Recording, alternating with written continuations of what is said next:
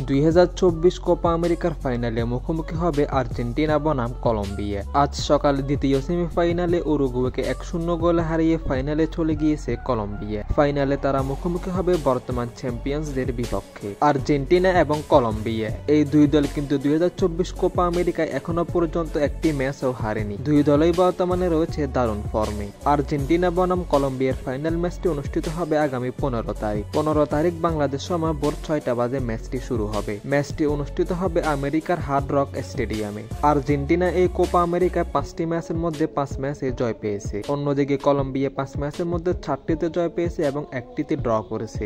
এবং সবচেয়ে বড় কথা হচ্ছে কলম্বিয়া টানা 28টি ম্যাচ ধরে অপরাজিত রয়েছে। তারা গত 28 ম্যাচের মধ্যে 1 ম্যাচও হারেনি। সুতরাং কলম্বিয়াকে হারানো আর্জেন্টিনার জন্য মোটেও সহজ কাজ হবে না। গত 2021 সালের কোপা আমেরিকা সেমিফাইনালে মুখোমুখি হয়েছিল আর্জেন্টিনা এবং কলম্বিয়া, যেখানে ম্যাচটি 1-1 গোলে ড্র হয়েছিল এবং পেনাল্টি শুট আউটে গিয়ে কলম্বিয়াকে হারিয়েছিল আর্জেন্টিনা। এইবার আবারও মুখোমুখি হচ্ছে আর্জেন্টিনা এবং কলম্বিয়া। আর্জেন্টিনা কি কলম্বিয়াকে হারিয়ে পরপর 2বার কোপা আমেরিকা জিতবে, নাকি কলম্বিয়া তাদের গত কোপা আমেরিকা প্রতিশোধ নেবে? আপনার মতে 2024 কোপা আমেরিকা কোন দল জিতবে তা কমেন্ট বক্সে জানাবেন।